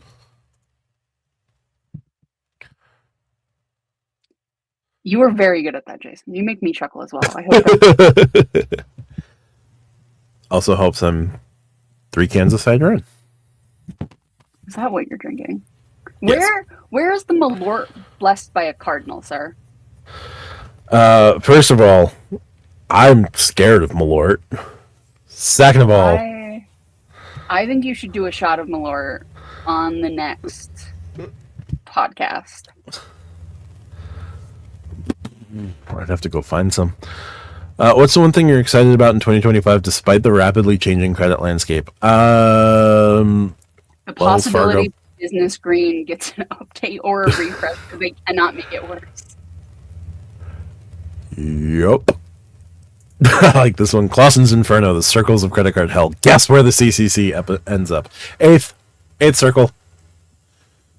Can we get you to make a Brandon Perna wheel of just hell and just spin it? Wheel of hexing. Can we make our own wheel of hell? Yes. I feel like that would be an interesting thing of just do a wheel and just spin it for the live and whatever card it lands on we have to talk about. Like in real time, one side has to defend it, the other side has to like bash it, and we just debate it on the show. That would be fun. I'm down. You will have to do the wheel because this is not a real background. Yes, it is not. This is a real background, so I will do the wheel. It might be a few weeks. Rodrigo asks if other credit card issuers were copying Amex on coupon credits, is it that far of a leap to think other issuers would implement their own version of pop-up jail or family language? Chase is starting Chase has toyed with their own version of pop-up jail, and I would prefer that to family language, because how would Chase implement family language? Like, oh, if you get the Sapphire Reserve welcome offer, you can't get the Sapphire Preferred welcome offer for 4 years, because that's already the language. Like, but Chase pop-up jail, I could live with. I rather have companies do pop-up jail than just straight decline. Like, I would rather see that. Oh yeah, no, because there are cards that like I would get without the welcome offer. From Wells, I would get the Attune without the welcome offer. I do smile, Jason. RJ, oh, sorry. Craig says he'll send you each a bottle. It's a hometown special. I don't drink anymore, so that would do me no good. I would literally put it in my background as a prop to cherish. I'll drink 2 bottles. It's fine. I'll drive my bottle to Matt and then film the destruction that comes with Matt drinking a bottle of Malort. My insides. I really want each of you to laugh. Nope, you were pretty good at that. Jason, you're pretty good at that. Robot Devil credit card hell. Yes! Oh, here's a fun one. What credit card would Hedonistic Bot use? I feel like the gold card. It would match him. It would. And also restaurants and food. He does like food. He does. Sinfully. Prediction on when the Hilton cards get the family language. I'm honestly shocked that they haven't by now. I mean, Hilton might, I imagine the co-brands have some sort of say in it, right? Like, Hilton might not actually want it. I don't think Hilton particularly cares. That's what I think mean. Hilton Might be good. Yeah. Because I don't think they want to necessarily lock anyone out. Like,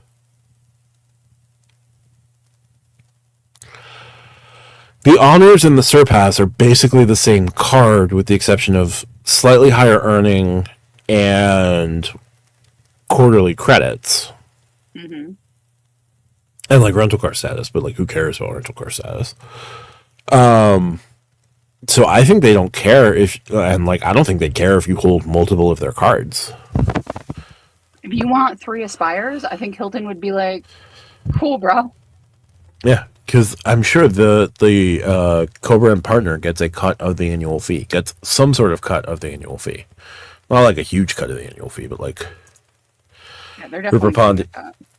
Hedonism Bot will have to use the JP Morgan Reserve. 3X Dining, though. Does he have the cash in the bank to do that? It's Hedonism Bot. He's just going to steal the cash. What are you talking about? This is true. This is very true.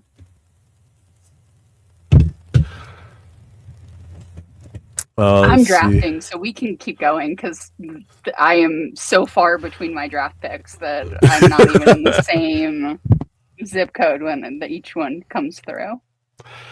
It sucks that you're going 6 and 4. Again, yeah. This is going to be a 6th woman team in the hardest way possible. Yeah, I do have Sabrina UNESCO and Kelsey Plum so far, so it's not going bad. Yeah. I mean, 1-6, you're still going to get like a good player. 2-4, you're still going to get a good player. Yeah. Your troubles will come around the 8th round. So Matt, What credit card does Bending Rodriguez have in his shiny metal ass? I'm sorry, Bending Rodriguez doesn't have credit cards in his name. First and foremost. No, God, no. No, they're in the professor's name. They're in a bunch of people's name. I'm sure he has pilfered a credit card of some sort. And American Express is probably the only company that lasts until the 31st century. So I'm just going to go with their all American Express cards. I'm sure he's stolen a gold card off of Hedonism Bot. I am sure that he has stolen a platinum card off of Mom. No, Mom has a Centurion card, so I'm sure he's stolen them. Special Centurion that's her face instead of the Centurion logo. It's just Mom. So he's got the American Express Mom card. I'm sure he's stolen Fry's whatever nonsense bank would give him a credit card in the 31st century that has like a 97% interest rate. Yeah. Well, he does have a bank account where he There's like had $1 billion. $5 in it, and it's multi-millions and billions. Because of interest. I'm sure he's stolen one of those cards off of Fry, and I'm sure that he's stolen a card off of Amy because Amy's parents are rich. Yes, she's definitely got the platinum. She has the platinum because her parents have the Centurion, and they didn't want to pay the full fee so they got her the platinum. Bender has the Amex green that he put in Fry's name. Also true. Could say that. Oh, God. Hold on. Craig, Malort protein shakes or use 5 custom caches for your monthly spend. Can I put the custom caches in the protein shake? I thought you were going to ask if you could put them in other people's names. No. I'll do the Malort protein shakes. Thank you very much. I would...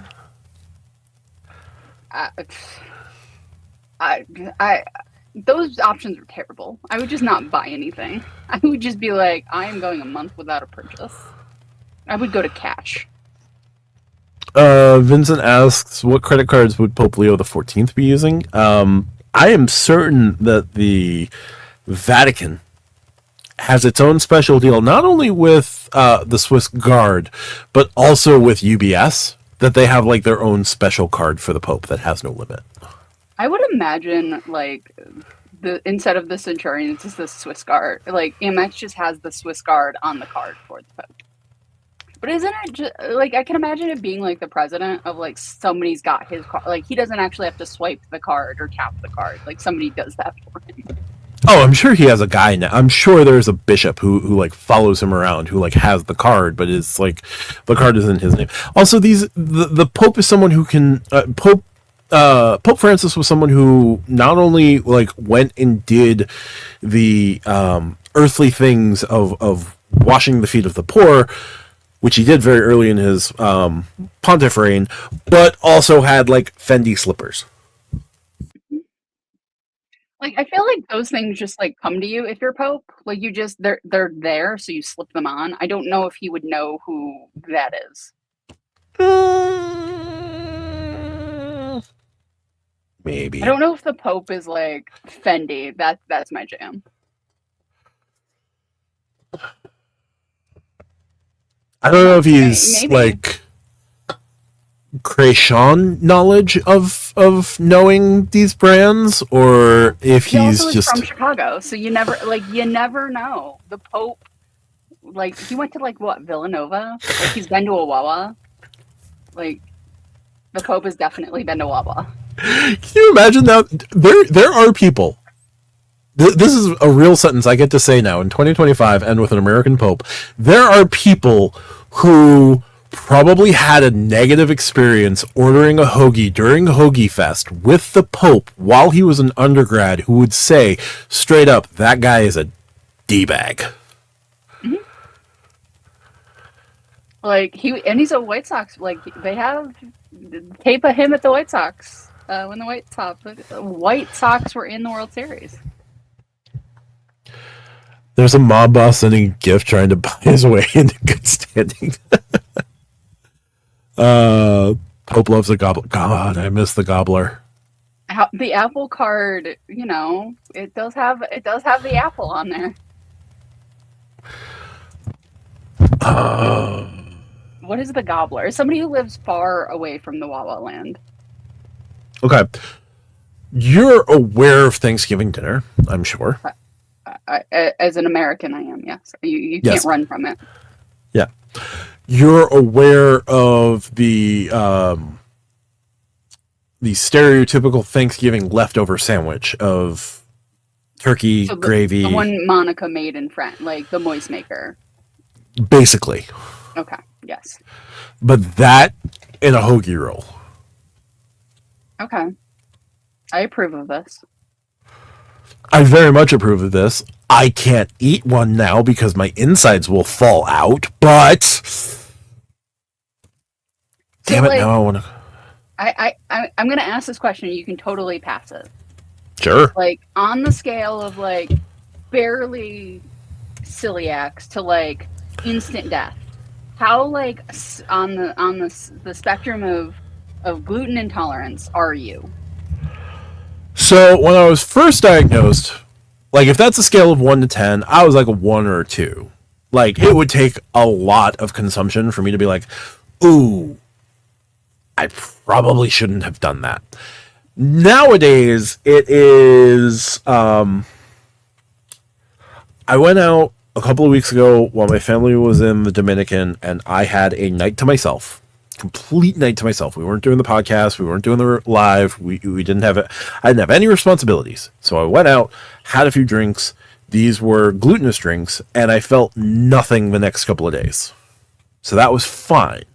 Now, if I had also consumed a sandwich or like half a lasagna, I'm sure things would have been terrible. So nowadays I'm like at a 4 or 5. What is the gluten in a lasagna? The pasta. Oh, yeah. I don't, because in my brain, like, pasta is special and lives in its own category. But, you know. No. Yeah, no. Yeah, pasta would do it. Mm-hmm. Is there gluten-free, like, alternative pasta out there? Oh, plenty. Barilla makes it as well. So, like, Barilla makes their own brand of has their own brand of gluten-free stuff. So, like, they have gluten-free spaghetti, gluten-free rotini, gluten-free penne, gluten-free. I think Barilla has gluten-free pasta lasagna sheets. There's other companies that do it. There's a company that does like chickpea flour-based pasta. So, like, there's alternatives. Let me just say, I've had all the alternatives, and goddammit, I wish I could just not have this. Because I just miss the original. What is the thing you miss the most? Like, we're just fully talking about Matt's insides right now, guys. I'm sorry. What is the thing you miss the most? Like, Beer. Is there, I mean, I know it's like rye and corn. Like, is there gluten in like just normal whiskey? I feel like I should know these things. I just don't. So, whiskey, if I drank mash, I would have a problem. But once it's distilled, it's fine. Well, that's a good thing, because that giving that up would be difficult for anybody. Whiskey, bourbon, Canadian whiskey, rye, Scotch, Irish whiskey, all fine. Beer, since it's not distilled, although now I wonder if I could drink Sam Adams Utopias. But I don't want to pay $250 for a bottle? Yeah, that would be a problem. Matt, what is your death row meal? Death row, huh? Your last meal. I think we talked about this was a podcast question. I don't remember what any of us said. Probably. I would just go all gluten. I would stuff as many gluten things as I could. And like, there are inmates who have done like 10-course meals, and I would just try and find as much gluten as I could between pies and lasagna and stuffing and pizza. My favorite person. I miss pizza a lot too. I was in a class, and we had this question, and one of the people just said, peanut butter and jelly sandwich. We all kind of looked at them, and they're like, I have a deathly peanut allergy. Like, if I'm going out, I'm going out on my own my terms. Yes. Like, you're not shaving my head and putting me in the electric chair. Like, it was one of those moments where it was like, all right, like, that is kind of funny. It's dark, but it is very funny.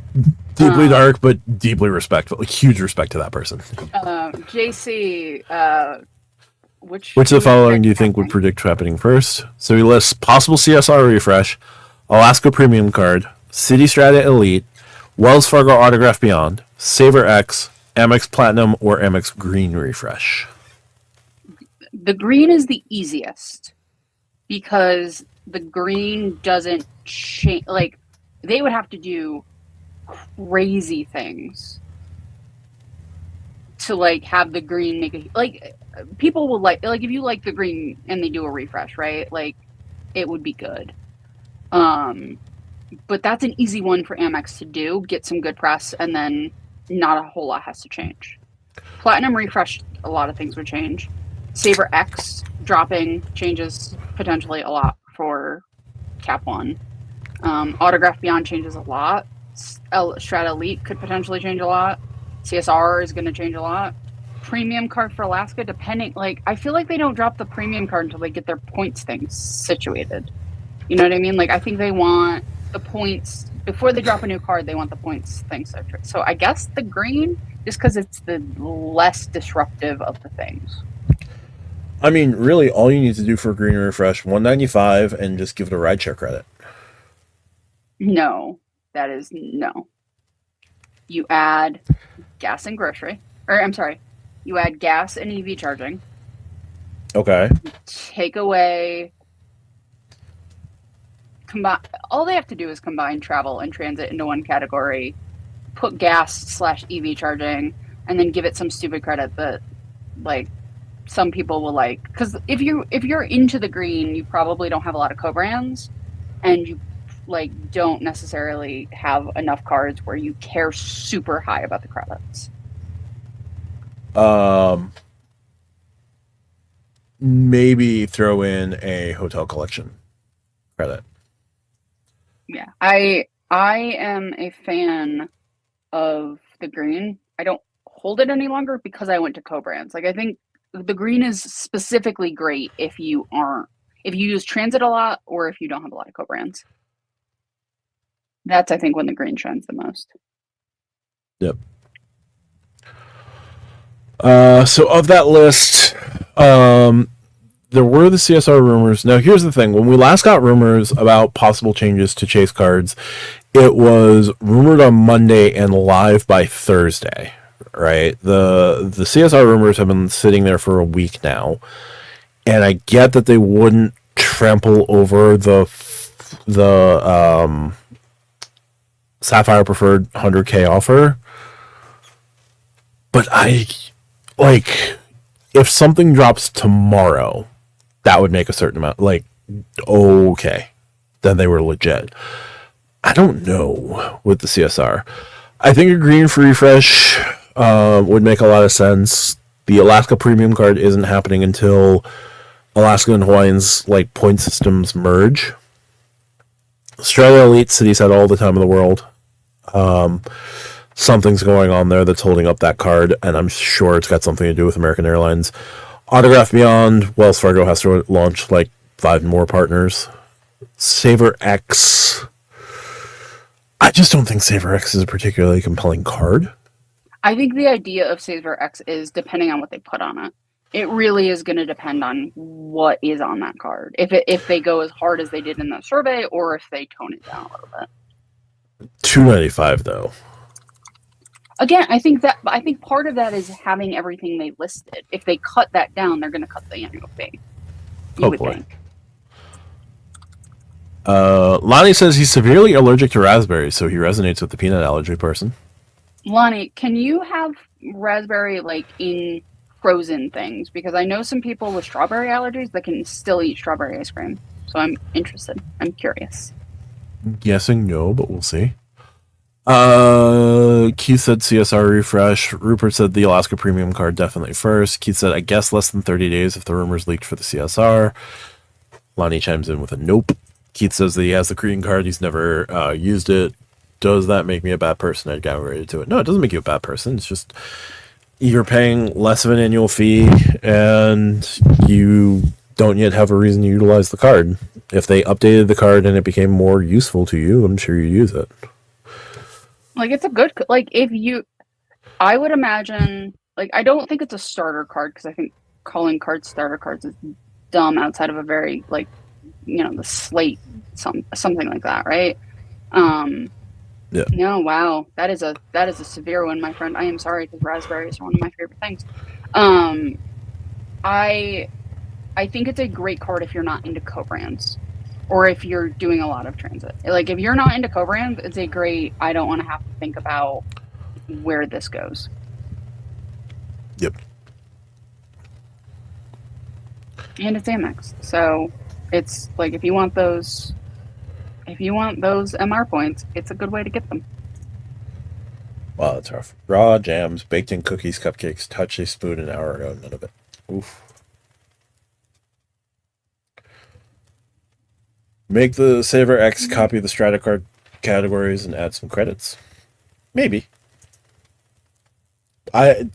Capital One seems to be going hard on entertainment and dining, though, with that card. For all the crap that Chase gets for not having a gas and grocery category, Cap One doesn't do gas anywhere. Yeah, Cap One has 2x everything though, and I think that like their high-end card being 2x everything is one of those weird. Gives it pass elsewhere. Yeah. Yeah. I don't necessarily think they should get a pass there, but I think that's why they do. I don't know if I love it, but that's fair. I gotta keep it. I don't love, and yet here we are. Yeah, I'm gonna keep investigating that Rove Miles thing because that's just interesting to me. Have you looked at Rove Miles at all? Not really. I looked at it for like 3 seconds and went, eh. But yeah, no, I think we hit everything we were planning to hit tonight, Matt, and we're just shy of 2 hours. Yeah. All right, I think that we can call it here if there's nothing else. I don't think there is. Keith mentions that artificial raspberry is gross. You're not missing much. It's really artificial tasting. Oof. All right, well, that's going to do it for this round of Stacker Live. If you like what we do, hit the like and subscribe button down below. Check us out on Wednesdays and Fridays here on YouTube with the Stack Your Points podcast. Main show on Wednesdays, question and answers on on Fridays, unless we swap it up for whatever reason. Full show can be found on the podcatcher of your choice on Saturday mornings. Yep, we look forward to seeing you guys here next week, same time, 8:30. We'll see how much of a crew we get assembled for next week. Life from time to time. But that'll do it for this week. We'll talk to you soon. Enjoy your night, guys, and thanks for sticking around with us.